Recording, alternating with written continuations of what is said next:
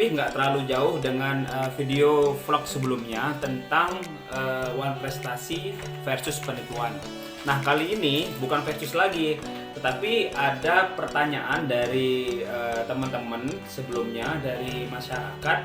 Bang, kurang lebih ya pertanyaan, Bang, kasus penipuan itu, kasus uang prestasi itu bisa nggak jadi kasus penipuan atau bisa dilanjutkan nggak ke penipuan? Nah, mengacu dari pertanyaan itu, saya ingin sampaikan teman-teman bahwa sebelum saya jelaskan dari hal uang prestasi itu apakah bisa dilanjutkan ke penipuan, tentunya harus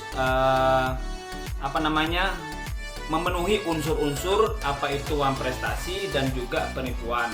Saya sedikit refresh bahwa salah satu unsur uang prestasi itu adalah dia tidak melakukan, yang pertama adalah dia tidak melakukan apa yang sudah diperjanjikan atau yang katakan dia sudah siap di dalam perjanjian itu, tapi dia tidak melakukan. Terus juga dia melakukan tetapi terlambat, misalnya, itu unsur yang kedua. Unsur yang ketiga adalah dia melakukan tapi tidak pada semestinya, seperti itu teman-teman. Dan yang berikutnya, yang keempat adalah dia tidak melakukan sama sekali apa yang sudah diperjanjikan. Itu uang prestasi, tentunya itu ada di ranah perdata. Terus juga mengenai penipuan ya, penipuan itu unsur-unsurnya salah satunya adalah dia menguntungkan diri sendiri dan orang lain. Nah itu karena dia arahnya adalah pidana, dia menguntungkan diri sendiri dan orang lain. Terus kedua, dia juga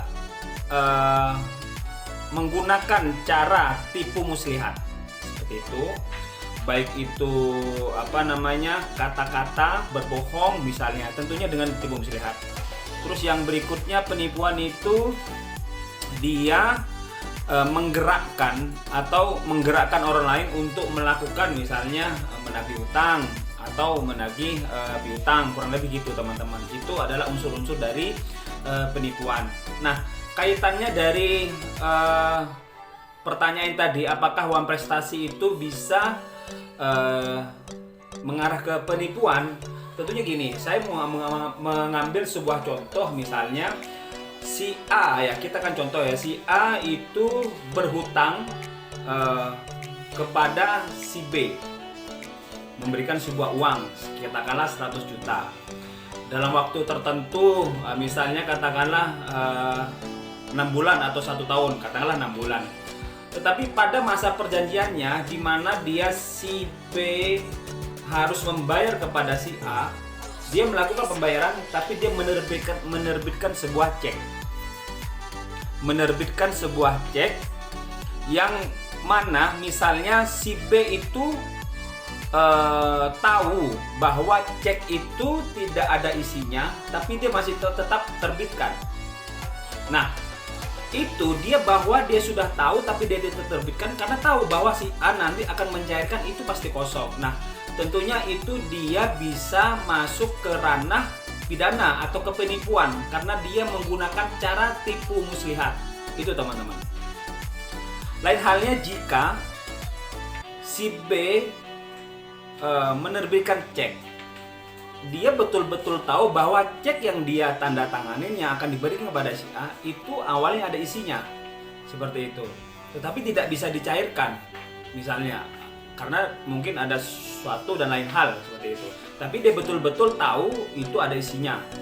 Nah, itu tentunya bukan ranah dari pidana atau penipuan, itu uang prestasi murni teman-teman. Itu sebagai contoh kecil bagaimana hubungannya atau kaitannya antara uang prestasi dan penipuan. Saya rasa itu penjelasan sharing hari ini masih dengan tema uang prestasi dan penipuan. Baik teman-teman, untuk video berikutnya mungkin saya akan mengangkat sebuah tema perlindungan hukum bagi konsumen.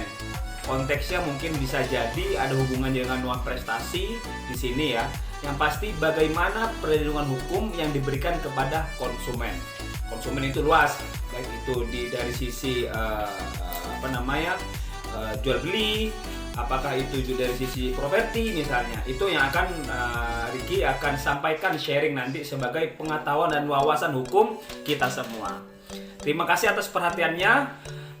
Like, subscribe, dan share di channel YouTube Ricky Tong seperti itu teman-teman, dan juga di Instagram di Ricky Tong 1 seperti itu, Ricky Tong 1. Nah, jadi klik itu.